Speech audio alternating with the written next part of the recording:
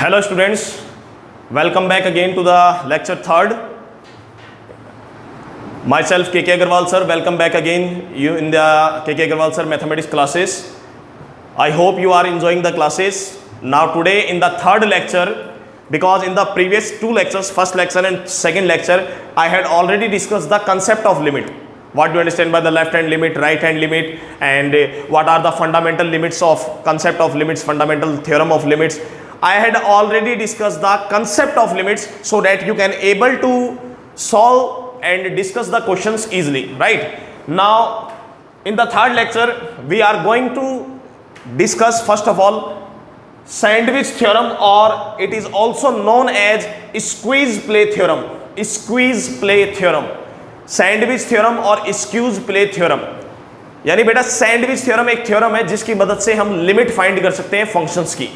ठीक है, ये एक कंसेप्ट है आपका लिमिट के चैप्टर में ही, जिससे हम फंक्शंस की लिमिट्स क्या कर सकते हैं, कैलकुलेट कर सकते हैं. तो without wasting the time let us start and discuss the sandwich theorem. तो सैंडविच थ्योरम का सबसे पहले हम स्टेटमेंट देखते हैं. What do you understand by the word sandwich theorem, और सैंडविच थ्योरम क्या कहती है. Sandwich theorem explains that if there are three real valued function f of x, g of x and h of x. Sandwich theorem में हम तीन functions लेके चल रहे हैं, f of x, g of x and h of x. Let f of x, h of x and g of x be three real valued function. तीन real valued functions हम लेके चल रहे हैं. अब इसमें क्या है, ये तो तीन रियल वैल्यूड फंक्शन, इनकी कुछ कंडीशन दे रखी है. कंडीशन क्या दे रखी है, स्टेटमेंट में ही कंडीशन दे रखी है. f of x is greater than equal to h of x but less than equal to g of x. f of x is greater than equal to h of x but less than equal to g of x. यानी आपका जो f of x function है, उसका जो graph है f of x function का, वो h of x और g of x फंक्शन के बीच में लाई कर रहा है, बीच में लाई कर रहा है. लेकिन एक बात सबसे इंपॉर्टेंट समझना मेरी बात को, यहां पर ये इस कंडीशन का जो मैं डिस्कशन कर रहा हूं, इस कंडीशन का डिस्कशन कर रहा हूं, ये कंडीशन का डिस्कशन सिर्फ और सिर्फ एक particular point x is equal to c के ऊपर हो रहा है. एक पर्टिकुलर पॉइंट ओपन इंटरवल में x इजिकल टू c के ऊपर हो रहा है और जस्ट c के नेबरहुड में हो रहा है. x इजिकल टू c की तो हम लेके नहीं चलेंगे, हम यहां पर बात डिस्कशन करेंगे नेबरहुड की. x इजिकल टू c के नेबरहुड में यहां पर हम पॉइंट ले लेते हैं c. यदि हम यहां पर a लेके चल रहे हैं तो a ही ले लो बेटा, यहां पर a, इस पॉइंट को हम लेके चल रहे हैं a, और जो लिमिट डिस्कस करेंगे वो भी हम a के ऊपर डिस्कस. चलो c रहने दो इसको, फिर c चल रहा है तो इसको c रहने दो, क्योंकि फिर नीचे के ग्राफ में भी हम c पॉइंट कर देते हैं ताकि डाटा हमारा सेम चले. इसको पॉइंट को चेंज करके हम कर रहे हैं यहां पर c, क्योंकि हम डिस्कशन कर रहे हैं पॉइंट c के नेबरहुड में. तो पूरी कैलकुलेशन में हम जो पॉइंट लेके चल रहे हैं वो पॉइंट भी क्या लेके चल रहे हैं, c पॉइंट ही लेके चल रहे हैं. क्लियर है. चलिए, तो ये जो कंडीशन के बारे में डिस्कशन किया जा रहा है कि function of x is greater than equal to h of x but less than equal to g of x, ये कंडीशन सिर्फ और सिर्फ डिस्कस की जा रही है x is equal to c के नेबरहुड में. हमें इससे कोई मतलब नहीं है कि x is equal to c के ऊपर फंक्शन की वैल्यू एग्जिस्ट कर रही है या नहीं कर रही.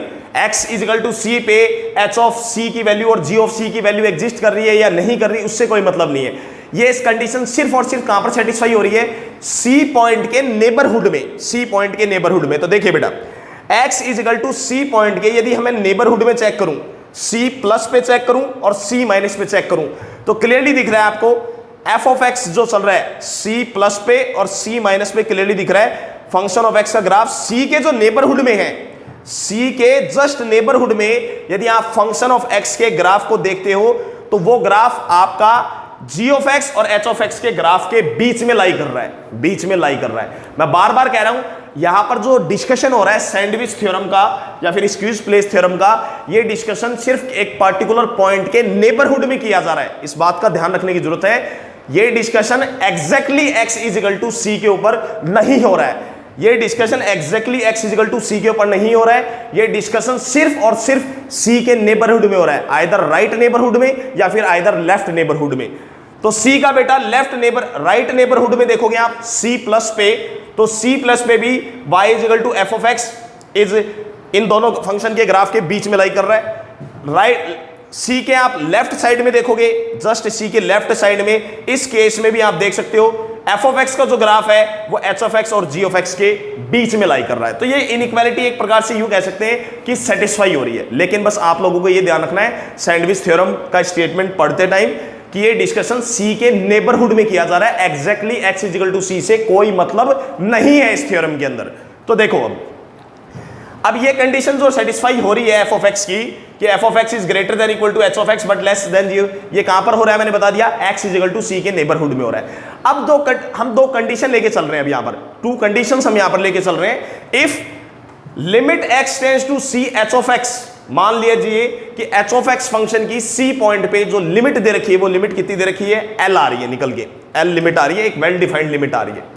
और सी के नेबरहुड में ही, इस सी के नेबरहुड में ही हम देख सकते हैं ये जो जी ऑफ एक्स फंक्शन चल रहा है हमारा, नीचे वाला सबसे bottom function g of x, इसकी भी यदि हम सी के नेबरहुड में नेचर देखें या इसकी लिमिटिंग वैल्यू देखें तो क्लियरली दिख रही है ये वाला ग्राफ भी कहां पर अप्रोच कर रहा है, एल के ऊपर ही अप्रोच कर रहा है। तो यहां से एक बात क्लियरली दिख गई ग्राफ से कि limit x tends to c पे एच ऑफ एक्स का आंसर भी एल आ रहा है, limiting value x tends to c g of x का भी वैल्यू एल निकल के आ रही है।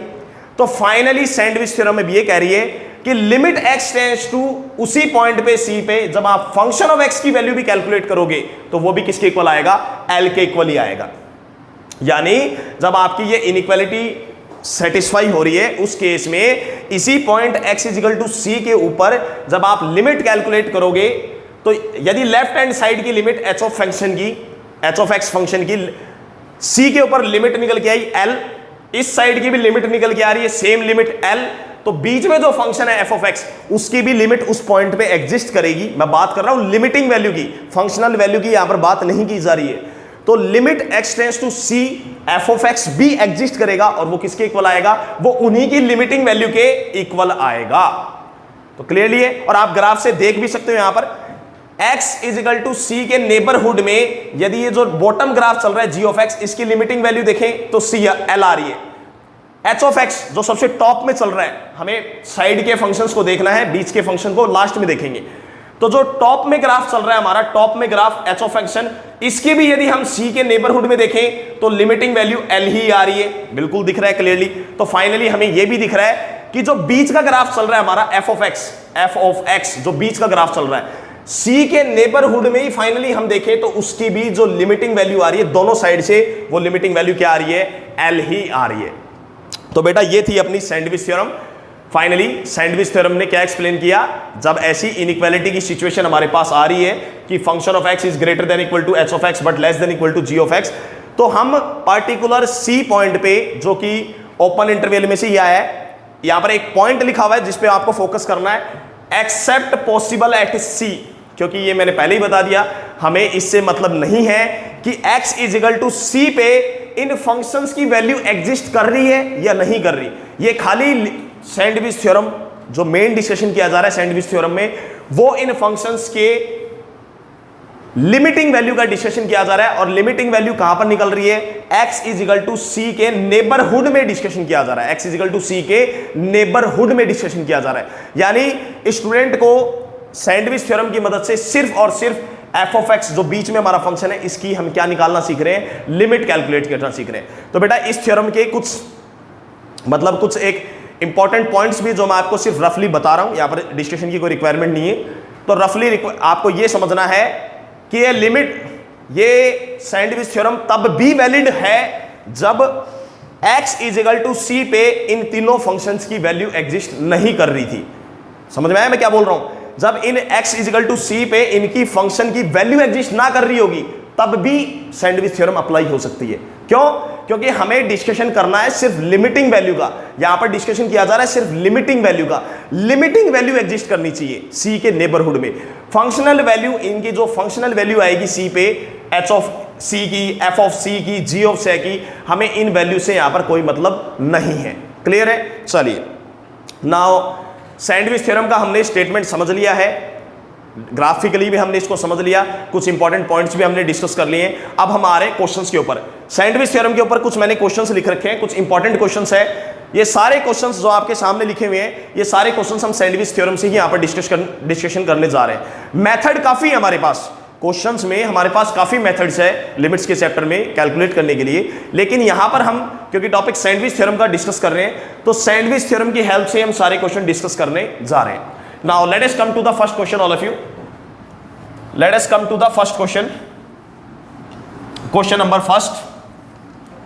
क्वेश्चन नंबर फर्स्ट आप देख सकते हैं बेटा, क्वेश्चन नंबर फर्स्ट में जो लिमिट चल रही है वो लिमिट चल रही है x tends to infinity, x tends to infinity. तो directly without wasting the time मैं स्टार्ट कर रहा हूं।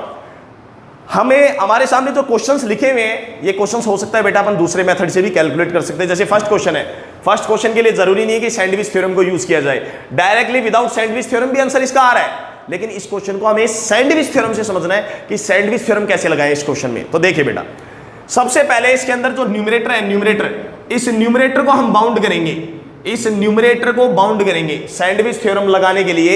एक फंक्शन f ऑफ x को, जो हमारा गिवन फंक्शन है पूरा का पूरा f ऑफ x, इसको दो फंक्शंस के बीच में सबसे पहले बाउंड करना पड़ेगा। तो बाउंड करने के लिए इसमें इन ऐसे क्वेश्चंस में आपको काफी मतलब एक लेवल पे प्रैक्टिस चाहिए, डायरेक्टली क्वेश्चंस अटेम्प्ट नहीं कर सकते, इनको थोड़ा प्रैक्टिस करनी पड़ेगी इनकी। तो सबसे पहले मैं न्यूमरेटर को बाउंड करने जा रहा हूं। जब x टेंड्स टू इंफिनिटी जा रहा है तो sin x के बारे में हमें पता है। देखिए क्वेश्चन का तरीका, फर्स्ट क्वेश्चन हमारा है, क्वेश्चन फर्स्ट गिवन हमें limit x tends to infinity, condition है x plus 7 sin x divided by minus 2x plus 13। Question कर रहे हैं by the help of sandwich theorem, by the help of sandwich theorem. तो sandwich theorem apply करने के लिए ये जो हमारा गिवन फंक्शन है इसको मैं बाउंड करने जा रहा हूं दो फंक्शंस के बीच में। तो हमें पता है जब x टेंड्स टू इंफिनिटी चल रहा है तो उस केस में sin x तो हमें पता है, sin x आंसर कहां से कहां तक आएगा, -1 से 1 तक, कोई बाउंडेशन नहीं है इसमें। जब x टेंड्स टू इंफिनिटी तक जा रहा है तो उस केस में sin x अपनी कंप्लीट वैल्यूज ले लेगा with an interval -1 to 1 close interval. फिर ऊपर केस से मल्टीप्लाई किया गया है, इसको 7 से मल्टीप्लाई किया गया है, तो 7 से मल्टीप्लाई हम भी कर देंगे। 7 sin x की वैल्यू आ जाएगी less than equal to 7 but greater than equal to -7, right. अब 7 sin x में इस पूरे न्यूमरेटर को बनाने के लिए 7 sin x में क्या ऐड करना है, you have to add x, तो आप भी x ऐड कर दो, तो it will become x plus 7 sin x is less than equal to x plus 7 but greater than equal to minus का 7 प्लस x। देखिए सैंडविच थ्योरम अप्लाई करने के लिए आपको फंक्शन को दो फंक्शंस के बीच में बाउंड करना जरूरी है, वही मैं करने जा रहा हूं ताकि मैं सैंडविच थ्योरम अप्लाई कर सकूं। अब एक चीज समझनी है सभी स्टूडेंट्स को, ये पूरा का पूरा फंक्शन आपको बनाना है f ऑफ x, ये कंप्लीट फंक्शन बनाना है। तो न्यूमरेटर तो आपके पास आ चुका है, आपका न्यूमरेटर दो फंक्शंस के बीच में बाउंड हो चुका है, यहां पर कोई प्रॉब्लम नहीं है। अब एक प्रॉब्लम ये है कि डिनोमिनेटर से डिवाइड और करना पड़ेगा, -2x प्लस 13 से आपको तीनों साइड डिवाइड करना पड़ेगा यहां पर। बट एक प्रॉब्लम है, प्रॉब्लम ये है कि -2x प्लस 13 से जब मैं तीनों साइड डिवाइड करूंगा इस केस में तो बेटा इनइक्वालिटी का साइन चेंज हो जाएगा। इस बात को समझना है कि इनइक्वालिटी का साइन क्यों चेंज हो जाएगा। देखिए सभी बच्चे, जब x टेंड्स टू इंफिनिटी जा रहा है तो आपका डिनोमिनेटर को देखना, सिर्फ इस डिनोमिनेटर को देखना, डिनोमिनेटर पॉजिटिव बनेगा कि नेगेटिव बनेगा, नेगेटिव बनेगा। कैसे, जब x टेंड्स टू इंफिनिटी जा रहा है तो सिर्फ डिनोमिनेटर को देखो, डिनोमिनेटर को जब x tends to infinity put करोगे तो ये माइनस से बेटा मल्टीप्लाई हो रहा है, तो आपका पूरा का पूरा डिनोमिनेटर कैसे बन रहा है, नेगेटिव बन रहा है। इसका मतलब x टेंड्स टू इंफिनिटी पे डिनोमिनेटर कैसा नेचर दे रहा है, नेगेटिव नेचर दे रहा है। तो किसी नेगेटिव नंबर से जब इनइक्वालिटी को डिवाइड किया जाएगा तो उस केस में तो इनइक्वालिटी का साइन चेंज हो गई, तो बेटा इनइक्वालिटी का साइन चेंज कर दो। -2x प्लस 13 से जैसे ही मैं तीनों साइड इसको डिवाइड कर रहा हूं तो आपका इनइक्वालिटी का साइन रिवर्स हो जाएगा। तो आपकी कंडीशन आ गई x plus 7 sin x divided by minus का 2x प्लस 13, इनइक्वालिटी का साइन रिवर्स हो जाएगा, it will become greater than equal to x plus 7 divided by minus का 2x plus 13, it will become less than equal to -7 plus x divided by -2x plus 13, -2x plus 13।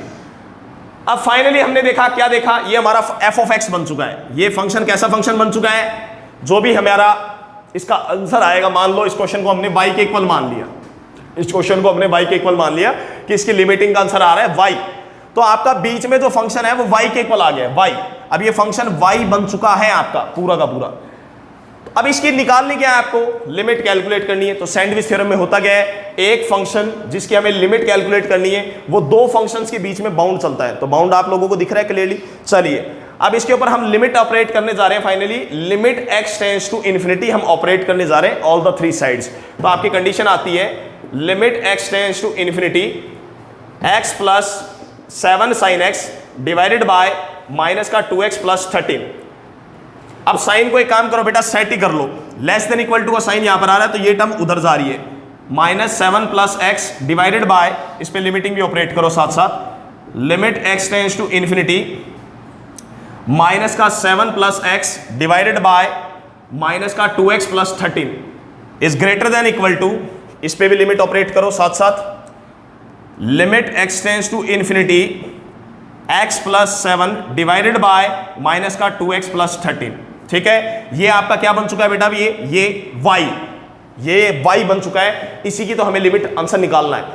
तो condition आ गई आपके पास, y is less than equal to limit x tends to infinity -7 plus x divided by -2x plus 13 is greater than equal to limit x tends to infinity x plus 7 divided by -2x plus 13। आपका जो function था वो दो functions के बीच में bound हो चुका है। आपका जो ये f ऑफ x फंक्शन आया था, f ऑफ x फंक्शन हमने देखा यहां से, ये f ऑफ x फंक्शन दो फंक्शंस के बीच में बाउंड हो गया है। ये फंक्शन मान लो g ऑफ x फंक्शन है, ये मान लो h ऑफ x फंक्शन है। तो सैंडविच थ्योरम वैलिड है, यहां से हम सैंडविच थ्योरम अप्लाई कर सकते हैं। अब आपको कुछ नहीं करना है, डायरेक्टली ये जो लेफ्ट साइड में लिमिट है इस लिमिट को कैलकुलेट करो, राइट साइड की लिमिट को कैलकुलेट करो, दोनों लिमिट के आंसर इक्वल आने चाहिए सैंडविच थ्योरम में। यही कंडीशन थी सैंडविच थ्योरम के लिए, तभी y का आंसर भी वही आंसर आएगा जो लेफ्ट साइड का और राइट साइड की लिमिट का आंसर आएगा। चलिए देखते हैं। तो इसकी लिमिट हम कैलकुलेट करते हैं, x से डिवाइड कर देंगे बेटा। जैसे ही हम x से डिवाइड कर देंगे तो आपके पास कंडीशन आ गई, last and final condition, limit x tends to infinity यहां पर आ जाएगा 1 प्लस 7/x डिवाइडेड बाय, यहां पर आंसर आ जाएगा -2 प्लस 13/x। ये कंडीशन आ गई, x से x ऊपर नीचे कैंसिल हो जाएगा, is greater than equal to y limit x tends to infinity, यहां पर x से ऊपर नीचे डिवाइड करो क्योंकि x टेंड्स टू इन्फिनिटी के केस में हम हाईएस्ट डिग्री ऑफ x से न्यूमरेटर और डिनोमिनेटर को क्या करते हैं, डिवाइड करते हैं। तो x से इसको न्यूमरेटर और डिनोमिनेटर को डिवाइड कर दो तो कंडीशन आ गई -7/x plus 1 divided by -2 plus 13/x। x से x अभी भी न्यूमरेटर और डिनोमिनेटर में कैंसिल हो जाएगा।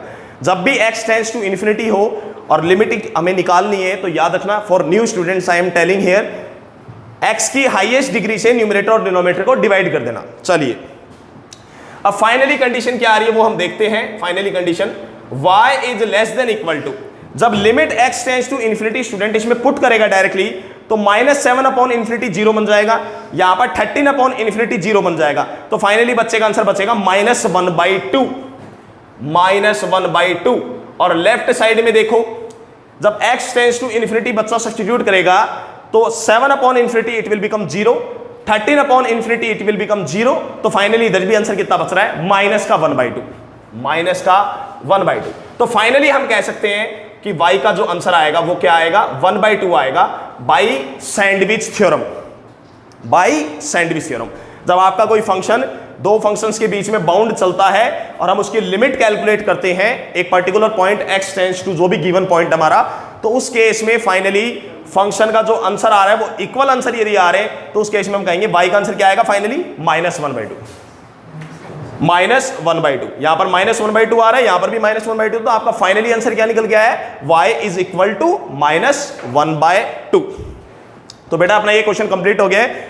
Now let us come to the second question directly without wasting the time. तो आपको फर्स्ट क्वेश्चन से ये क्लियर हो गया है कि क्वेश्चंस में सैंडविच थ्योरम किस तरह से अप्लाई करेंगे। सैंडविच थ्योरम अप्लाई करना थोड़ा एक डिफिकल्ट टास्क है, थोड़ा सा लिटिल बिट डिफिकल्ट टास्क है। डिफिकल्ट टास्क इसलिए है क्योंकि सैंडविच थ्योरम में एक फंक्शन को दो फंक्शन के बीच में बाउंड करना, ये इसके लिए बेटा थोड़ा सा आपको प्रैक्टिस करना पड़ेगा। चलिए सेकंड क्वेश्चन में आता है बेटा। सेकंड क्वेश्चन में तो कोई दिक्कत ही नहीं है, ऑलरेडी फंक्शन को दो फंक्शन के बीच में बाउंड करके दे रखा है, तो डायरेक्टली हम सैंडविच थ्योरम अप्लाई कर सकते हैं। देखिए चलिए स्टार्ट करते हैं। क्वेश्चन नंबर सेकंड हमें गिवन है f of x is less than equal to 3 plus x cube divided by 9 greater than equal to 3 minus x square by 12। 3 minus का एक्स स्क्वायर बाई 12। क्या पॉइंट इसमें है, x should not be equal to 0। ये function defined है, कब defined है, जब x की वैल्यू नॉट इक्वल टू 0। अच्छी बात है। अब हमें फाइंड करना है limit x tends to 0 f of x। तो ठीक है, जब x नॉट इक्वल टू 0 है तो हम 0 x की वैल्यू क्या ले सकते हैं, 0 प्लस तो ले सकते हैं और 0 माइनस भी ले सकते हैं। इसका मतलब लिमिट तो निकल सकती है x टेंड्स टू 0। चलिए ओके, तो आपको इस क्वेश्चन में क्या करना है, लिमिट फाइंड करनी है, limit x tends to 0 f of x। ठीक है, तो यहां पर हम देख सकते हैं एक फंक्शन दो फंक्शंस के बीच में बाउंड चल रहा है, तो ऐसा लग रहा है कि हाँ यार सैंडविच थ्योरम हम अप्लाई कर सकते हैं। तो let us use sandwich theorem. तो लिखिए by sandwich theorem, by sandwich theorem, sandwich theorem से हमने क्या किया, तीनों साइड लिमिट ले ली, limit x tends to 0 f of x। तो ले लो बेटा लिमिट, तो जैसे लिमिट लोगे limit x tends to 0 f of x is less than equal to limit x tends to 0, यहां पर आ गया 3 plus x cube by 9 bracket close, greater than equal to limit x tends to 0 3 minus x square by 12। ये condition आ गई आपके पास में। Clear है, कैलकुलेशन सॉल्व कर दे बिना टाइम वेस्ट किए। Limit x tends to 0 f of x less than equal to greater than equal to limit x tends to 0, directly हम x की जगह सब्स्टिट्यूट कर सकते हैं यदि हमारा डिटरमिनेट फॉर्म में आंसर आ रहा है। यदि हमारा आंसर वेल डिफाइंड आ रहा है, डिटरमिनेट फॉर्म में आंसर आ रहा है, तो x टेंड्स टू 0 हम डायरेक्टली यहां पर सब्स्टिट्यूट कर सकते हैं। तो करा बेटा, x टेंड्स टू 0 जैसे ही आप पुट करोगे इसका आंसर बन जाएगा यहां पर 0 और बचेगा कितना 3। लेफ्ट साइड में देखो, यहां पर लेफ्ट साइड के अंदर भी आप x टेंड्स टू 0 डायरेक्टली यहां पर सब्स्टिट्यूट कर सकते हैं क्योंकि वेल डिफाइंड आंसर आ रहा है। और जब वेल डिफाइंड आंसर आता है तो हम डायरेक्ट सब्स्टिट्यूशन मेथड का हम में लेते हैं। तो इसका भी आंसर आ रहा है 3।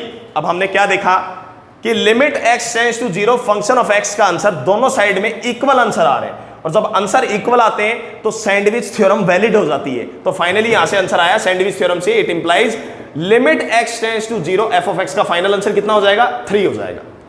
यानी फंक्शन ऑफ x की जो अप्रोचिंग वैल्यू आएगी जब x टेंड्स टू 0 होगा तो उस केस में फंक्शन ऑफ x कहां पर अप्रोच करेगा, 3 पे अप्रोच करेगा। राइट, चलिए now let us come to the next question, question number 3rd. First and second question I have already completed. Let us come to the question number 3rd now. Third question again we can do by two methods. Minimum two methods are available.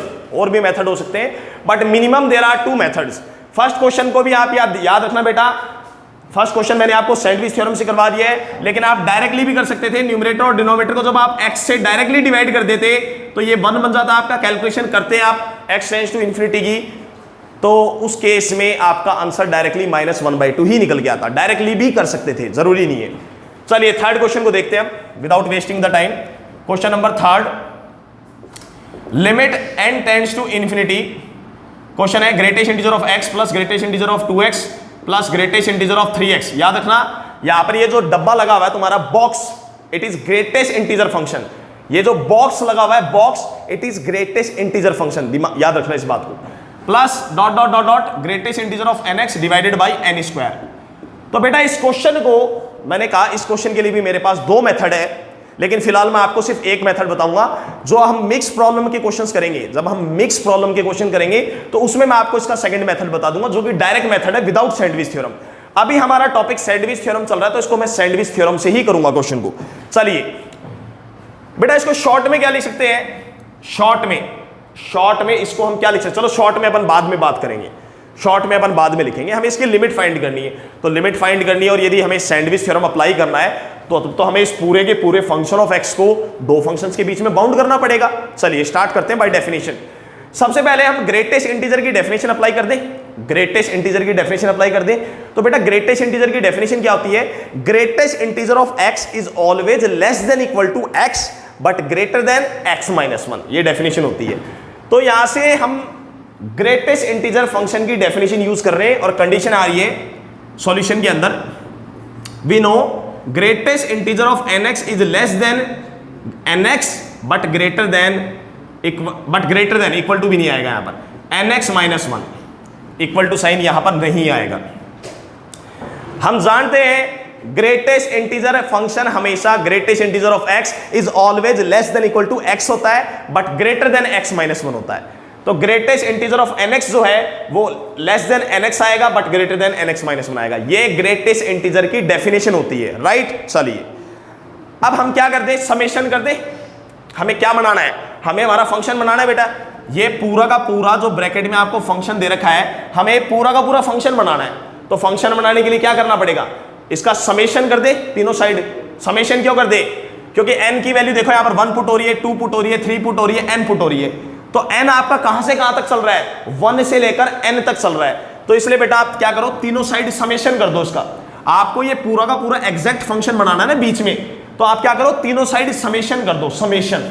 तो summation कर रहे हैं हम, summation nx minus 1 bracket close, n equal to 1 से लेके n equal to n तक, greater than nx greatest integer, पहले summation nx greatest integer, n की वैल्यू चल रही 1 से लेके n इजिकल टू n तक, less than equal to summation nx, n की वैल्यू चल रही 1 से लेके n इजिकल टू n तक। ठीक है बेटा, समेशन क्यों किया समझ गए? समेशन इसलिए किया क्योंकि आपको ये पूरा का पूरा एग्जैक्ट फंक्शन बनाना है बीच में।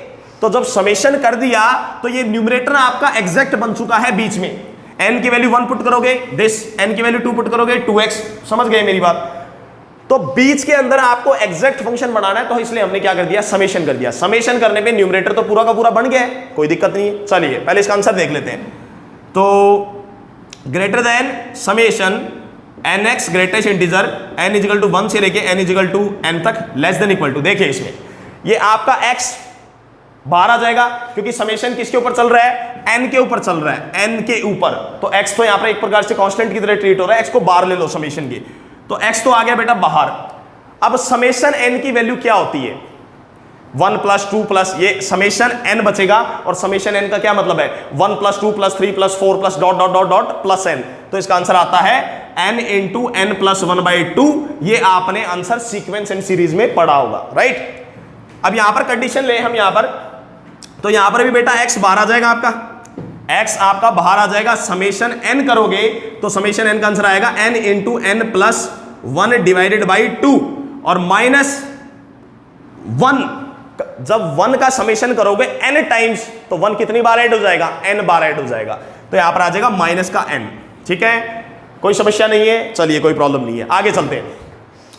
अब आपको ये वाला फंक्शन ऐसे कैसा बीच में बनाना है सैंडविच थ्योरम के लिए। अब किससे डिवाइड करना है, n स्क्वायर की कमी चल रही है ना, बीच में किसकी कमी चल रही है, न्यूमरेटर तो एग्जैक्ट बन चुका है आपका, ये देखिए न्यूमरेटर तो बीच में एग्जैक्ट बन चुका है। समेशन जब ओपन होगा तो n की वैल्यू 1 हो जाएगी, पुट 2 हो जाएगी, तो न्यूमरेटर तो एग्जैक्ट बन चुका, लेकिन कमी किसकी है, n स्क्वायर की कमी है।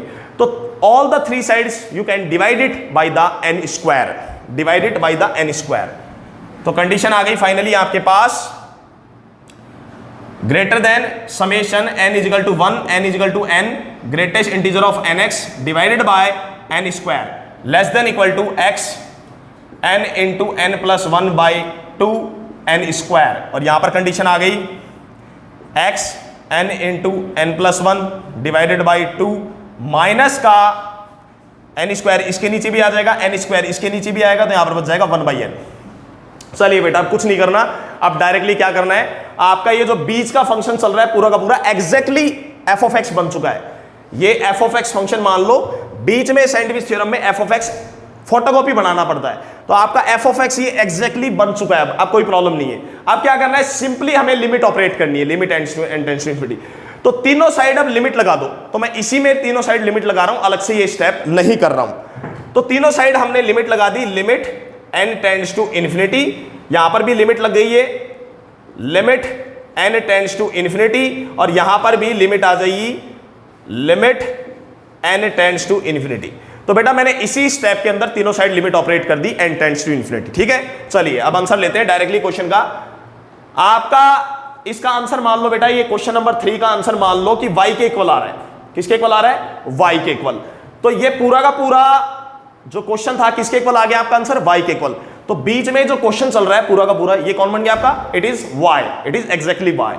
तो y is less than equal to but greater than, देखिए अब मैं लिमिट डायरेक्टली ऑपरेट कर रहा हूं, तो लिमिट का आंसर देख लीजिए ऐसे डायरेक्टली, x/2 तो बेटा आपका डायरेक्टली बाहर बच रहा है, x/2। यहां से n कॉमन निकल जाएगा, n जब कॉमन निकल जाएगा तो n स्क्वायर बन जाएगा, n स्क्वायर से n square will cancel out, it will become 1 plus 1/n, 1 plus 1/n। अब 1 प्लस 1/n में जब limit n tends to infinity put कर दोगे तो वो स्टेप तो 0 बन जाएगी, 1/n तो बचेगा कितना, 1।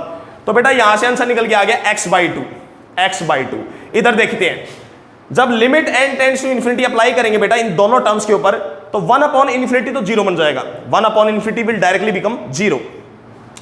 अब यहां पर भी सेम सिचुएशन है, जब न्यूमरेटर में n कॉमन निकलेगा तो n स्क्वायर से n स्क्वायर तो कैंसिल हो जाएगा, बचेगा क्या यहां पर 1 प्लस 1 बाई एन। अब 1 बाई एन में जब n टेंड्स टू इन्फिनिटी होगा तो वो स्टेप 0 बन जाएगी, तो फाइनली आंसर कितना बचेगा x बाई 2। जब भी n टेंड्स टू इन्फिनिटी होता तो मैंने बताया था, क्या बताया था, हाईएस्ट डिग्री से डिवाइड कर देते हैं, तो n जब कॉमन निकल जाएगा तो n स्क्वायर से n स्क्वायर यहां पर कैंसिल हो गया, ब्रैकेट में बचेगा 1 प्लस 1 बाई एन, और 1 बाई एन तो 0 हो जाएगा क्योंकि n टेंड्स टू इन्फिनिटी है, तो बचेगा क्या इसका आंसर, सिर्फ 1 बचेगा, और x बाई 2 जब 1 से मल्टीप्लाई होगा तो आंसर कितना आ जाएगा, x बाई 2। अब सैंडविच थ्योरम वैलिड है, यहां पर अप्लाइड है, आप देख सकते हो दोनों साइड आंसर क्या आ रहा है, इक्वल आंसर आ रहा है x बाई 2, आंसर इक्वल आनी चाहिए सैंडविच थ्योरम्स में, तो फाइनली हम कह सकते हैं y का आंसर कितना हो जाएगा, x बाई 2। ये आपका क्वेश्चन का आंसर हो गया। तो आपका फाइनली क्वेश्चन नंबर 3 भी बेटा कंप्लीट हो चुका है। Now let us come to question number 4। Question number 4, right, finally let us come to the now question number 4।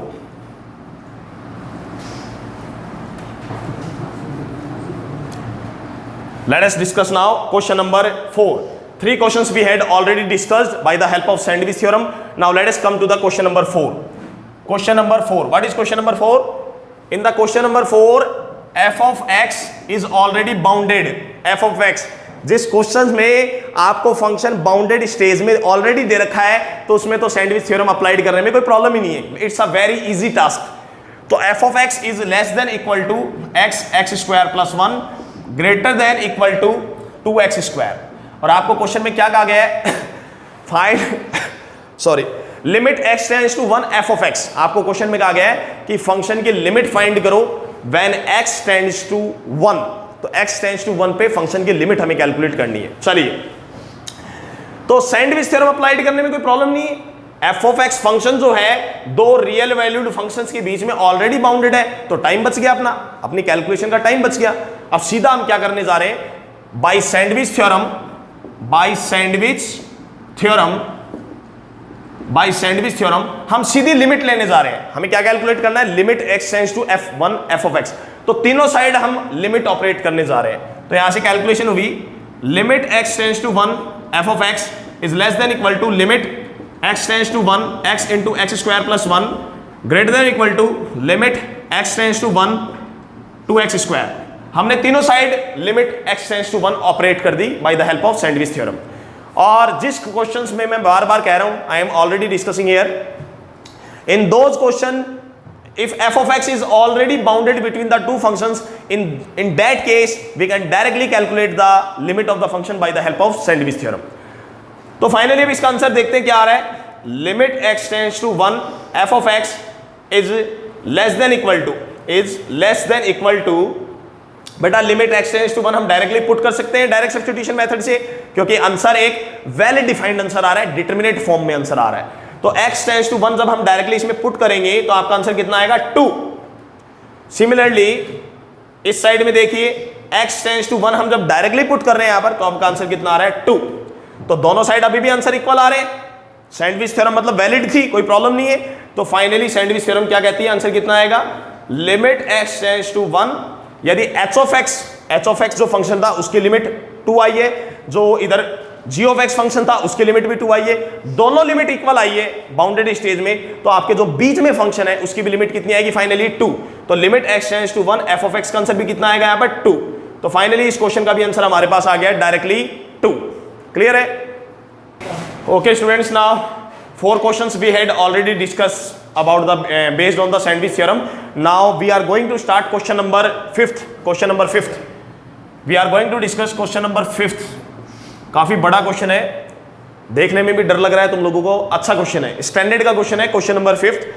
ऐसे ही क्वेश्चंस हमें जेई मेंस में और एडवांस में देखने को मिलते हैं, लिमिट के कॉन्सेप्ट्स पे ध्यान रखना।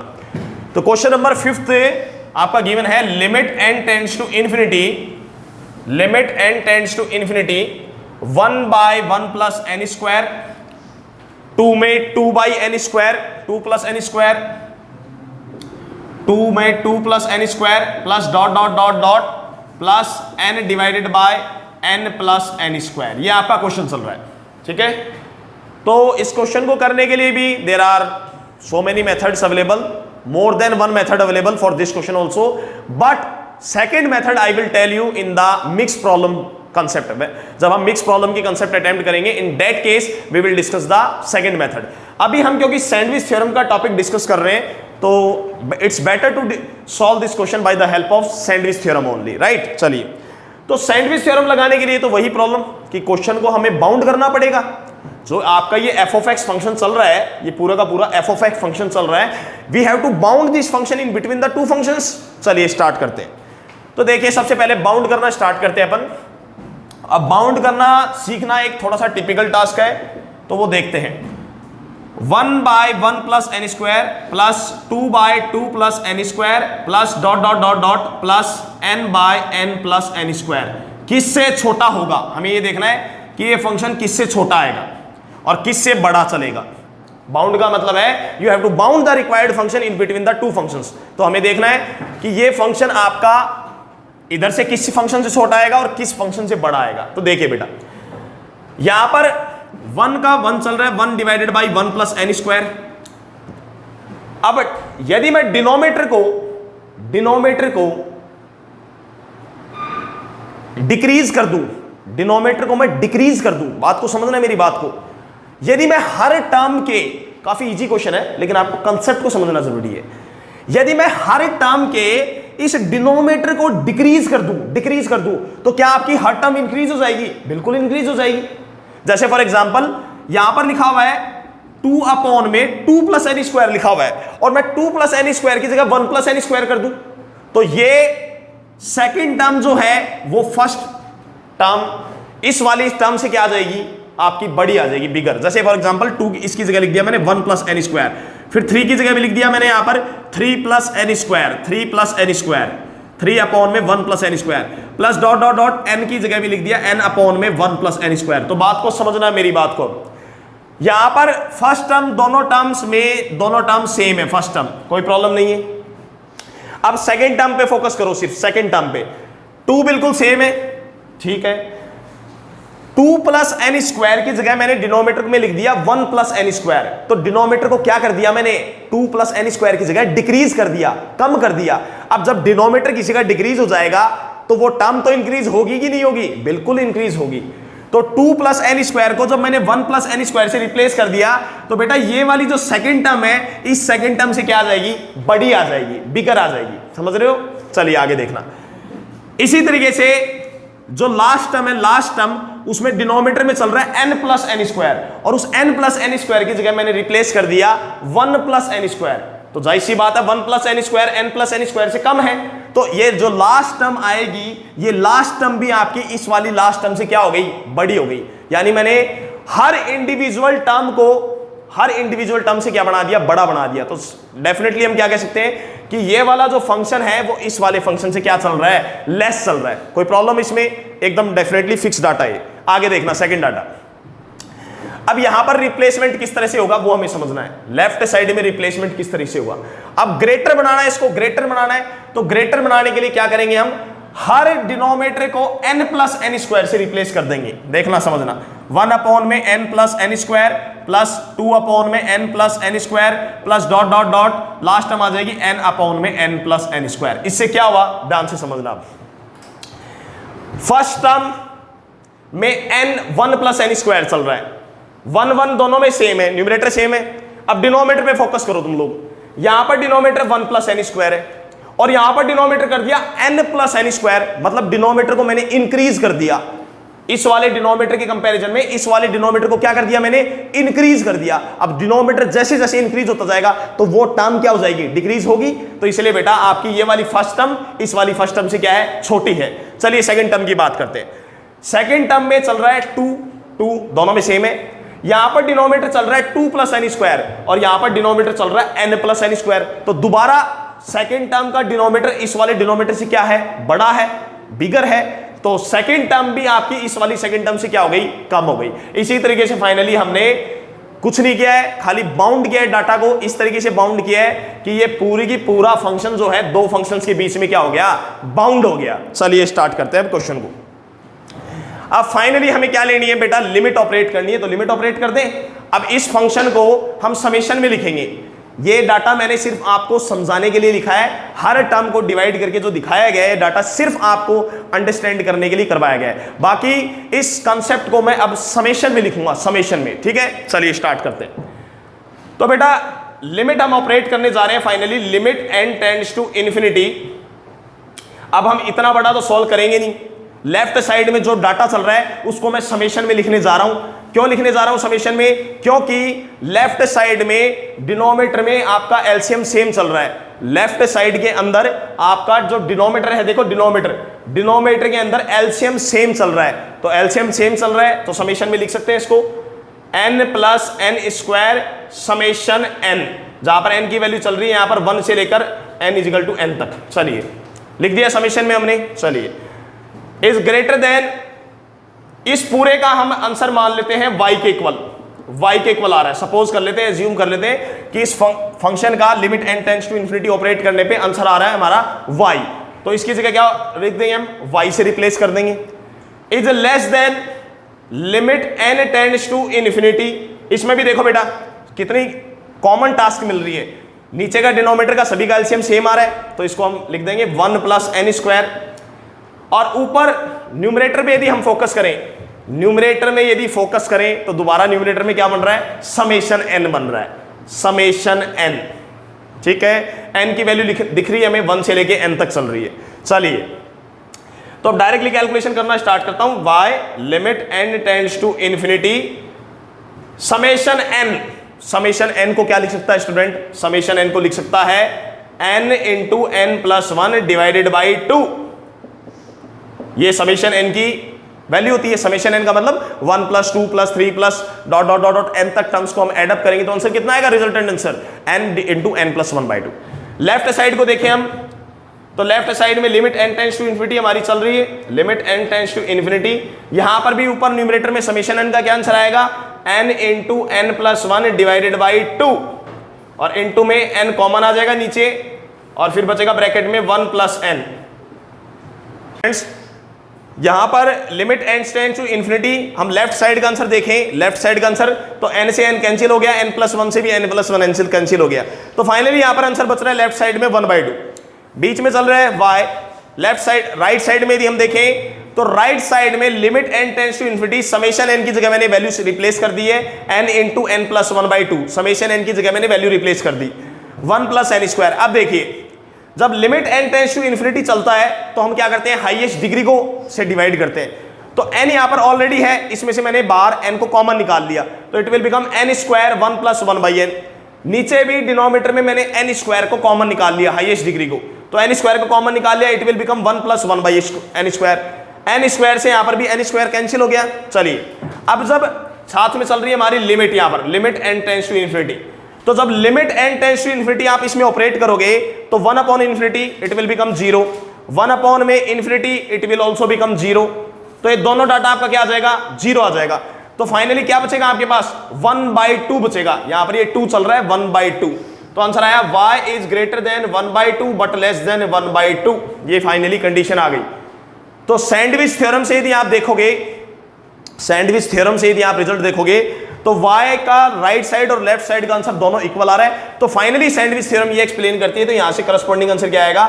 y इज इक्वल टू 1/2 आएगा। यानी यहां पर आपको लेफ्ट हैंड लिमिट का आंसर अलग से निकालना है, अलग से कैलकुलेट कर लेना। तो अलग से कैलकुलेट करोगे तो 1/2 आ रहा है। राइट हैंड साइड लिमिट जो राइट साइड में चल रहा है आपका, ये इसकी भी लिमिट आप अलग से कैलकुलेट कर लेना। तो आपका करस्पॉन्डिंग आंसर क्या आएगा? 1/2।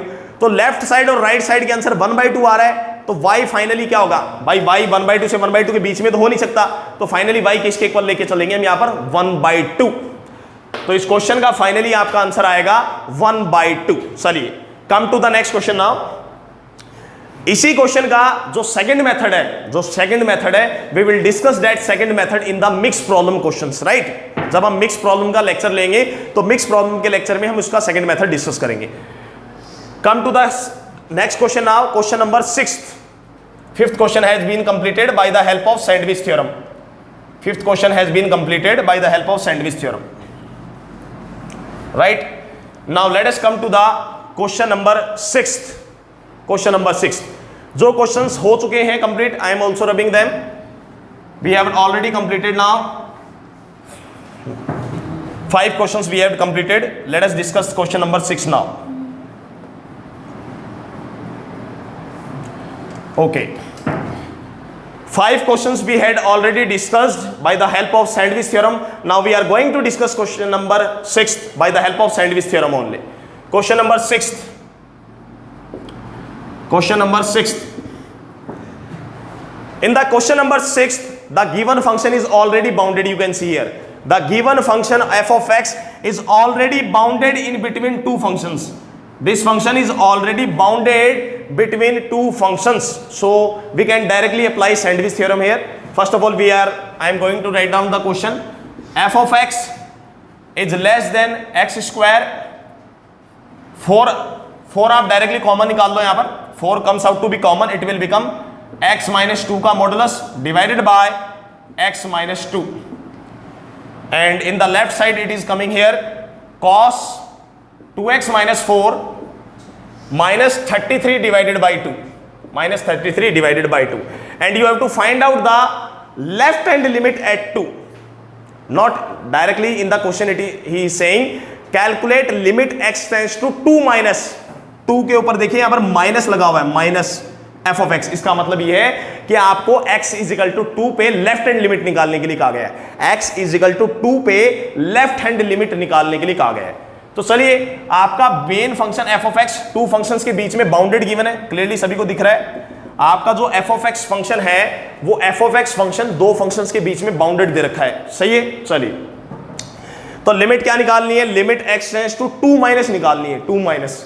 तो हम तीनों साइड लिमिट फाइनली ऑपरेट कर रहे हैं. तो डाटा आ रहा है अपना limit x tends to 2 minus f of x is less than limit x tends to 2 minus 4x square mod में x माइनस 2 मोड में x minus 2 divided by x minus 2. और लेफ्ट साइड में अपना data आ रहा है limit x tends to 2 minus cos 2x minus 4 minus 33 divided by 2. Clear है. चलिए, आपको 2 माइनस का मतलब हो गया लेफ्ट हैंड लिमिट कैलकुलेट करनी है. Left hand limit x tends to 2 minus, it means you have to calculate the left hand limit at x is equal to 2. चलिए, तो बेटा x टेंड्स टू 2, ये 2 डायरेक्टली पुट करने पे limit determinate form में आ रही है. इसका जो करस्पॉन्डिंग आंसर आ रहा है वो डिटरमिनेट फॉर्म में आ रहा है, एक वेल डिफाइंड आंसर आ रहा है. तो हम लिमिट डायरेक्टली इसमें by the help of directly substitution method हम इसकी लिमिट कैलकुलेट करेंगे. तो limit x tends to 2, x tends to 2 को हम डायरेक्टली पुट करेंगे. It will become here 0. x tends to 2 जब आप डायरेक्टली पुट करोगे तो बेटा ये 0 बन जाएगा. It will become cos 0 and cos 0 is 1. तो answer comes out to be 1 minus 33 divided by 2 greater than limit x tends to 2 minus f of x less than. अब यहां पर मॉडुलस फंक्शन इन्वॉल्व हो गया बेटा. तो first of all to calculate the limit you have to open the modulus function. तो x tends to 2 minus, x tends to 2 minus. 2 minus का क्या मतलब है कि x की वैल्यू 2 के पास अप्रोच कर रही है लेफ्ट साइड से. मतलब x की वैल्यू अप्रोक्सीमेट कितनी है? 1.99999. तो बेटा जब x की वैल्यू 2 माइनस है मतलब 2 से छोटी है 1.999, तो 1.999 जब है तो 1.999 माइनस 2, आपका मोड तो नेगेटिव आ रहा है. इसका मतलब मोड के अंदर का जो x है it is coming out to be negative. तो यानी x टेंड्स टू 2 माइनस पे ये फंक्शन के अंदर मॉडुलस फंक्शन के अंदर जो डाटा लिखा हुआ है x माइनस 2 वो क्या दे रहा है? नेगेटिव वैल्यू दे रहा है. इसका मतलब मोड किस में ओपन होगा? माइनस में ओपन होगा. तो अपना कंडीशन आती है limit x tends to 2 minus. आपका ये जो मोड ओपन होगा वो माइनस साइन के साथ ओपन होगा. तो minus will come out to be outside 4x square x minus 2 divided by x minus 2. x minus 2 से यहां पर x minus 2 factor will cancel out directly and our answer is coming out to be limit x tends to 2 minus f of x is less than minus limit x tends to 2 minus. बेटा आप जब directly put करोगे तो answer is coming out to be 4 into 4 16. और यहां पर भी calculation करोगे तो 1 minus 33 is it become minus 32 by 2. It will become minus 16. तो आपने देखा लेफ्ट साइड का और राइट साइड का आंसर सैंडविच थ्योरम से हमने देखा इक्वल आ रहा है. तो फाइनली हमने यहां से कंक्लूजन क्या लिया कि limit x tends to 2 minus f of x का जो आंसर आएगा वो आएगा आपका minus 16. This is your required answer of the question number 6 bye the help of sandwich theorem. Now let us discuss the next question.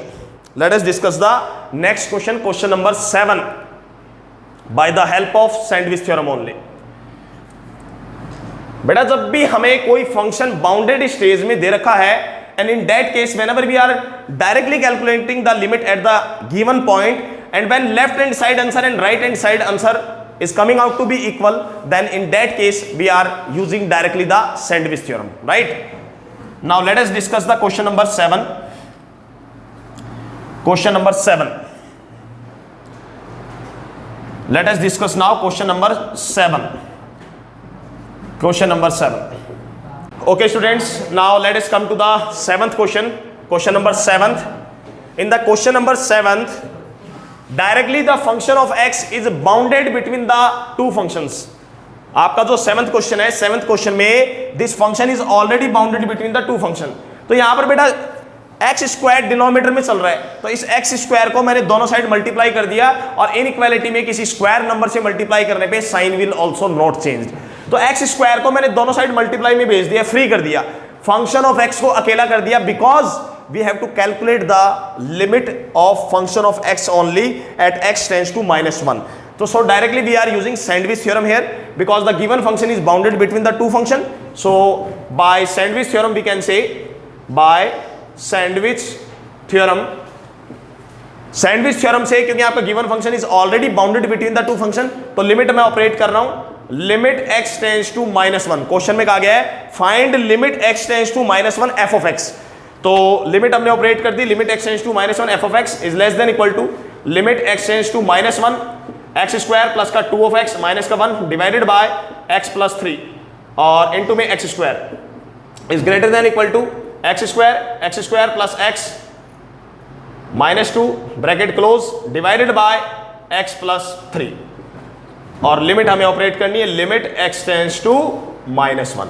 तो बेटा यहां पर डायरेक्ट सब्स्टिट्यूशन मेथड हम यूज कर सकते हैं, बिकॉज एक्स टेंड्स टू -1 अब put करने पर आपका डिनोमिनेटर 0 नहीं आ रहा है, एक वेल डिफाइंड आंसर आ रहा है. It means we can use the direct substitution method to calculate the limit. So our answer is coming out to be limit x tends to -1 f of x is less than equal to greater than equal to -1. जब हम directly substitute करेंगे तो बेटा -1 का square तो 1 बन जाएगा, तो इसको तो मैंने रिमूव कर दिया. नीचे बचेगा आपका -1 plus 3, -1 plus 3 it will become 2, और न्यूमरेटर को देखें आप तो -1 का स्क्वायर बन जाएगा 1, तो 1 से 1 डायरेक्टली कैंसिल हो जाएगा, और -1 पुट करने पर इट विल बिकम माइनस का 2.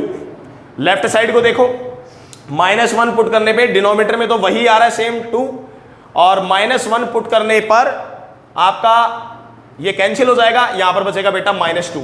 तो फाइनली 2 से 2 कैंसिल हो जाएगा, तो limit x tends to -1 f of x का आंसर आया less than equal to -1 but greater than -1. तो आपने देखा लेफ्ट साइड की लिमिट का और राइट साइड की लिमिट का आंसर जो है वो सेम आंसर आ रहे हैं, इक्वल आंसर आ रहे हैं, सैंडविच थ्योरम वैलिड है. तो फाइनली हमारा जो आंसर आएगा वो आंसर आएगा limit x tends to -1 f of x is equal to -1. ये आपका इस क्वेश्चन का फाइनल आंसर हो गया, final answer by the sandwich theorem. Now let us come to the next question. Question number 7 भी हमारा कंप्लीट हो चुका है. Let us come to the question number 8. Question number 8 एक स्टैंडर्ड क्वेश्चन है बेटा. क्वेश्चन नंबर 8 एक स्टैंडर्ड क्वेश्चन है, अच्छा क्वेश्चन है, तो उसको थोड़ा ध्यान से समझना. वीडियो को आप पॉज करके देख सकते हैं, मैं थोड़ा स्पीड में ले रहा हूं लेक्चर को. Now let us come to the question number 8. Question number 8. Question number 8. In the question number 8, ये क्वेश्चन नंबर 8 वही क्वेश्चन है जिसमें मैंने अभी थोड़ी देर पहले क्वेश्चन किया था हमने, उसमें एक फंक्शन को दो फंक्शंस के बीच में बाउंड किया था. एक में न्यूमरेटर को डिनोमिनेटर को इंक्रीज किया था और एक में डिनोमिनेटर को डिक्रीज किया था. सेम वही कंसेप्ट इस क्वेश्चन में मैं अप्लाई करने जा रहा हूं. तो क्वेश्चन नंबर 8 हमें गिवन है. Question number 8, limit n tends to infinity, और यहां कंडीशन गिवन है समेशन 1/√k. यहां कंडीशन आ रही है n स्क्वायर और n+1 का होल स्क्वायर, ये कंडीशन आ रही है. तो बेटा इसको समेशन को एक काम करो, ओपन कर दो. इसको समेशन को ओपन करके एक बार देख लो यार कैसा फंक्शन बन रहा है. तो when we will open this summation, तो हमारी कंडीशन आ रही है limit n tends to infinity, first term put होगी n स्क्वायर, तो फंक्शन आ रहा है 1 अपॉन में n स्क्वायर का under root, plus second term आएगी 1 अपॉन में n स्क्वायर प्लस 1, एक आगे n स्क्वायर प्लस 1 का अंडर रूट, प्लस में dot dot dot dot dot, plus में 1 डिवाइडेड बाई अंडर रूट में आएगा n प्लस 1 का होल स्क्वायर, तो it will become n square plus का 2n प्लस 1। ये फंक्शन आ रहा है आपका ओपन करने पे। ये जो गिवन फंक्शन है, इस फंक्शन को समेशन को जब हम ओपन कर दे तो करस्पॉन्डिंग फंक्शन आपका ये आ रहा है। अब इस फंक्शन को आपको दो फंक्शन के बीच में बाउंड करना पड़ेगा। तो एक काम करते हैं, ये जो ब्रैकेट में आपका फंक्शन चल रहा है, ये ब्रैकेट में जो फंक्शन चल रहा है इसको हम मान लेते हैं कुछ भी f ऑफ n मान लेते हैं, f ऑफ n। तो आपका ये जो ब्रैकेट में फंक्शन चल रहा है, मैंने इसको एज्यूम कर लिया बेटा f ऑफ n मान लिया, शॉर्ट में क्या मान लिया, f ऑफ n। तो मैं इसको बाउंड करने जा रहा हूं f ऑफ n को। सबसे पहले f of n is greater then but less then, तो बेटा सेम कंसेप्ट यूज करने जा रहा हूं, ध्यान से समझना कंसेप्ट को। इस फंक्शन से बड़ा फंक्शन हमें लेना है, इस फंक्शन से बड़ा फंक्शन लेना है, तो डिनोमिनेटर को क्या करना है, हर टर्म के डिनोमिनेटर को क्या कर दो, डिक्रीज कर दो। इस फंक्शन से आपको बड़ा फंक्शन लेना है आपको, तो डिनोमिनेटर की हर टर्म को क्या कर दो, डिक्रीज कर दो। जब आप डिनोमिनेटर की हर टर्म को डिक्रीज कर दोगे तो आपकी हर टर्म क्या हो जाएगी, इंक्रीज हो जाएगी। डिनोमिनेटर की हर टर्म को मैं क्या कर रहा हूं, इससे बड़ा फंक्शन लेने के लिए, बिगर फंक्शन लेने के लिए डिनोमिनेटर की हर टर्म को मैं डिक्रीज कर रहा हूं। और जब डिनोमिनेटर की हर टर्म को डिक्रीज कर दी जाएगी तो आपकी हर टर्म क्या हो जाएगी, इंक्रीज ना हो जाएगी। तो इसलिए हमारी टर्म हम लेके चल रहे हैं 1 अपॉन में रूट में n स्क्वायर प्लस 1 अपॉन में रूट में n स्क्वायर प्लस 1 अपॉन में रूट में n square plus dot dot dot dot dot plus 1 upon में रूट में n स्क्वायर। एक बात और समझने की जरूरत है बेटा, यहां पर मैंने हर टर्म को, आप देख सकते हो ये टर्म फर्स्ट टर्म सेम है, मैंने हर टर्म के डिनोमिनेटर को, डिनोमिनेटर की जगह ये लिख दिया अंडर रूट n स्क्वायर। तो तुम्हें एक चीज दिख गई होगी कि हर टर्म के डिनोमिनेटर डिक्रीज हो चुके, ये डिनोमिनेटर इस डिनोमिनेटर से कम है, तो ये वाली जो टर्म है वो इस टर्म से क्या हो गई, ग्रेटर हो गई। तो इसीलिए हर टर्म इसकी करस्पॉन्डिंग टर्म से क्या है, बिगर आ चुकी है। तो ओवरऑल ये वाला जो फंक्शन है इस फंक्शन से क्या बन गया है, बड़ा बन गया है, कोई प्रॉब्लम नहीं है इसमें। अब एक चीज और समझने की जरूरत है, ये total number of terms counting करने पे कितनी है, ये total number of terms counting करने पे कितनी आ रही है, हमें ये समझने की जरूरत है कि total number of terms counting करने पे कितनी आ रही है। अच्छा कंसेप्ट है भी, तो देखिए अभी इस कंसेप्ट में यहां पर आ रहा है n स्क्वायर, फिर n स्क्वायर प्लस 1, फिर n square plus 2, n square plus 2। तो बेटा ये इस तरीके से टर्म चलती जा रही है आगे तक। देखो n स्क्वायर में लास्ट में क्या प्लस हो रहा है उसको देखो, टोटल नंबर ऑफ टर्म्स पता लगाना है, थोड़ा दिमाग से कंसेप्ट को। n स्क्वायर में 1 ऐड हुआ, n स्क्वायर में 2 ऐड हुआ, तो n स्क्वायर में लास्ट में क्या ऐड हुआ, 2n प्लस 1 ऐड हुआ। इसका मतलब ये पता लग गया कि ये यहां तक टोटल नंबर ऑफ टर्म्स कितनी है, 2n प्लस 1 है, और 2n प्लस 1 में एक ऐड कर दो तो पता लग गया टोटल नंबर ऑफ टर्म्स कितनी है। तो बेटा ये काउंटिंग करने पे ध्यान रखना, मैं इधर लिख रहा हूं, ये काउंटिंग करने पे टोटल नंबर ऑफ टर्म्स है 2n प्लस 2 टर्म्स, तभी तो इनको ऐड करोगे। टोटल नंबर ऑफ टर्म्स ही नहीं पता तो कैलकुलेशन कैसी होगी फिर। तो टोटल नंबर ऑफ टर्म्स इसके अंदर काउंटिंग करने पे कितनी आ रही है बेटा, 2n प्लस 2 टर्म्स आ रही है। ठीक है, आगे चलते हैं। अब हमें क्या करना है, इस फंक्शन से छोटा फंक्शन बनाना है, इस फंक्शन से एक छोटा फंक्शन बनाना है। अब फंक्शन से छोटा फंक्शन बनाने के लिए क्या करेंगे, डिनोमिनेटर की हर टर्म को इंक्रीज कर दो, डिनोमिनेटर की हर टर्म को क्या कर दो, इंक्रीज कर दो। जब डिनोमिनेटर की हर टर्म को इंक्रीज कर देंगे तो फंक्शन की हर टर्म क्या होती जाएगी, रिड्यूस होती जाएगी। तो मैं हर टर्म लेके चल रहा हूं, ये वाली 1 अपॉन में अंडर रूट में n स्क्वायर प्लस का 2n प्लस 1, प्लस में 1 अपॉन में अंडर रूट में n स्क्वायर प्लस का 2n प्लस 1, ये प्लस में dot dot dot dot dot, और लास्ट टर्म भी आ गई यही 1 अपॉन में अंडर रूट में n square plus 2n plus 1। देखो बेटा ध्यान से, आपकी हर टर्म को ध्यान से देखना। फर्स्ट टर्म की जगह मैंने ये लिख दिया, फर्स्ट टर्म की जगह मैंने ये लिख दिया, तो क्या हुआ, इसके कंपैरिजन में इसका डिनोमिनेटर ज्यादा है, इसके कंपैरिजन में इसका डिनोमिनेटर ज्यादा है। इसका मतलब इसकी फर्स्ट टर्म से क्या हो गई, कम हो गई। सिमिलरली सेकंड टर्म में भी इसका डिनोमिनेटर इसके डिनोमिनेटर से ज्यादा है, तो ये वाली सेकंड टर्म भी इस सेकंड टर्म के कंपैरिजन में क्या हो गई, कम हो गई।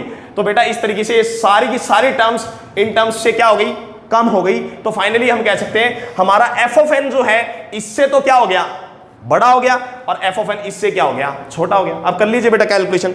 फाइनली अब हमने क्या कर दिया, सैंडविच थ्योरम के लिए फंक्शन को दो फंक्शन में बाउंड करना, that is little bit typical task. बाकी यदि ये आपको ये काम करना आ गया तो definitely you can easily do the calculations. तो देखिए बेटा फाइनली अब आपका एफ ऑफ एन जो है, आपका एफ ऑफ एन जो है, ये टोटल नंबर ऑफ टर्म्स कितनी आ रही है, total number of terms 2n + 2 terms. तो आंसर आ गया 2n + 2 divided by n square का अंडर रूट हो जाएगा n, कोई प्रॉब्लम नहीं है।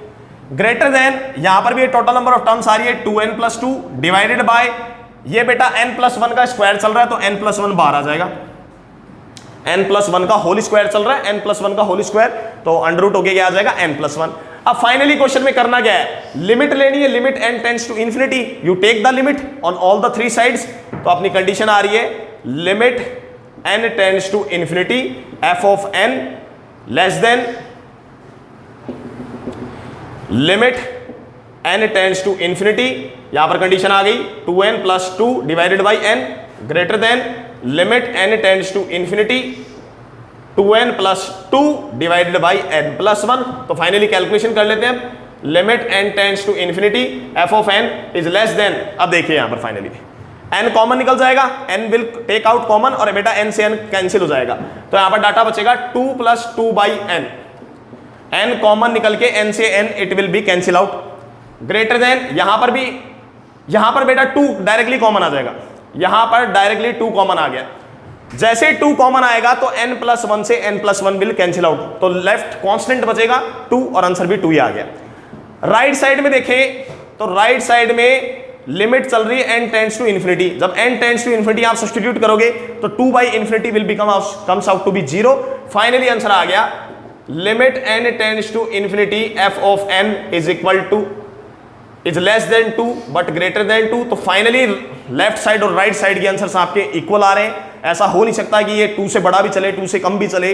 तो फाइनली सैंडविच थ्योरम के अकॉर्डिंग जब इक्वल आंसर्स आ रहे हैं तो हम उनको एक्सेप्ट कर रहे हैं और हमारा आंसर आ रहा है limit n tends to infinity f of n is equal to 2। ये आपका फाइनली इस क्वेश्चन का आंसर आ गया, फाइनली इस क्वेश्चन का ये आंसर आ जाएगा। इसी क्वेश्चन को हम सेकंड मेथड से भी करेंगे but in the mix problem, right. Now let us come to the next question. This question number 8 also we have completed by the help of sandwich theorem. Let us discuss now next question.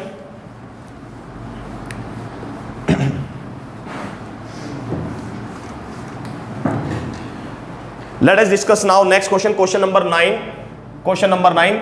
What is the question number 9? Question number 9 में condition given है f of x का mod x is less than equal to m. Finally next condition given है find limit, prove that का question है बेटा, ये आपको prove करना है कि limit x tends to 0 x into function of x का जो आंसर आएगा वो 0 आएगा। ये प्रूव डेट का क्वेश्चन है, question number 9। We have to find out the limit x tends to 0 x into f of x, x into f of x।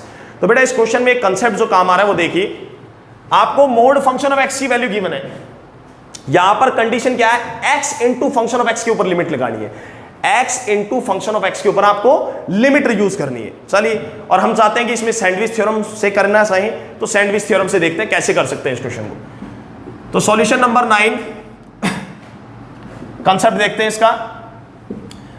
यहां पर वैल्यू चाहिए बेटा x into function of x की, we have to find out the value of x into function of x। तो क्या करें, हम दोनों साइड मोड x से मल्टीप्लाई कर दें, मोड x से। तो जैसे ही हमने मोड x से मल्टीप्लाई कर दिया तो ये यहां पर कंडीशन आ जाएगी, ये is less than equal to mode x into m। अब mode x into mode f of x, complete क्या लिख सकते हो इसको, x f ऑफ x का whole modulus is less than equal to mode x into m। अब यहां पर मॉडुलस फंक्शन की प्रॉपर्टी अप्लाई होने जा रही है डायरेक्टली, प्रॉपर्टी में लिख रहा हूं साइड में, when mode of x is less than equal to a, when mode of x is less than equal to a, तो कंडीशन हमने पढ़ी थी x will be less than equal to plus a but greater than equal to minus a. This was the property of modulus function. एक बात और, यहां पर a जो है a वो कोई पॉजिटिव रियल नंबर था, तो इन दिस कंडीशन डायरेक्टली हम ये मॉडुलस की प्रॉपर्टी अप्लाई कर रहे हैं, तो हमारा कंडीशन आई x into f of x is less than equal to mode x into m but greater than equal to minus का mod of x into m. अब देखिए बेटा यहां पर क्या हुआ, आपको लिमिट जो फाइंड करनी है वो x into f of x function की फाइंड करनी है when limit x tends to 0। और आपका ये जो फंक्शन है x into f of x function, ये दो फंक्शंस के बीच में बाउंड हो चुका है, दो फंक्शंस के बीच में बाउंड हो चुका है। Then directly we can use here sandwich theorem. हम डायरेक्टली इसमें क्या अप्लाई कर सकते हैं, सैंडविच थ्योरम का कंसेप्ट यूज कर सकते हैं। तो use sandwich theorem, by sandwich theorem, by sandwich theorem. Sandwich theorem के कंसेप्ट से हम तीनों साइड अब लिमिट ऑपरेट करने जा रहे हैं, क्योंकि आपको फाइंड करनी है लिमिट x टेंड्स टू 0। तो लिमिट आप ऑपरेट कर दीजिए। तो जैसे लिमिट ऑपरेट करेंगे, limit x tends to 0 x into f of x is less than equal to limit x tends to 0 mod x into m is greater than equal to limit x tends to 0 minus का mod of x into m। अब जैसे बेटा आप limit put करोगे x tends to 0, तो 0 put करते ही answer क्या बन जाएगा बेटा आपका 0। राइट हैंड साइड का आंसर भी 0 आ रहा है और लेफ्ट हैंड साइड का भी आंसर 0 आ रहा है। x टेंड्स टू 0 पे मोड x की वैल्यू क्या आ जाएगी 0, तो पूरा आंसर ही क्या बन जाएगा 0। तो फाइनली हमने देखा लेफ्ट हैंड लिमिट का आंसर भी 0 आ रहा है, राइट हैंड लिमिट का भी आंसर 0 आ रहा है। तो फाइनल कैलकुलेशन करने पे आपका आंसर क्या आएगा, it will be limit x tends to 0 x into function of x का फाइनल आंसर आएगा 0 by the help of sandwich theorem. Clear है? ओके। तो फाइनली अब हम लास्ट क्वेश्चन डिस्कस करने जा रहे हैं। लास्ट क्वेश्चन नंबर 9 तक हमने क्वेश्चन कर लिए हैं, एक क्वेश्चन और मैं करवाने जा रहा हूं, क्वेश्चन नंबर 10।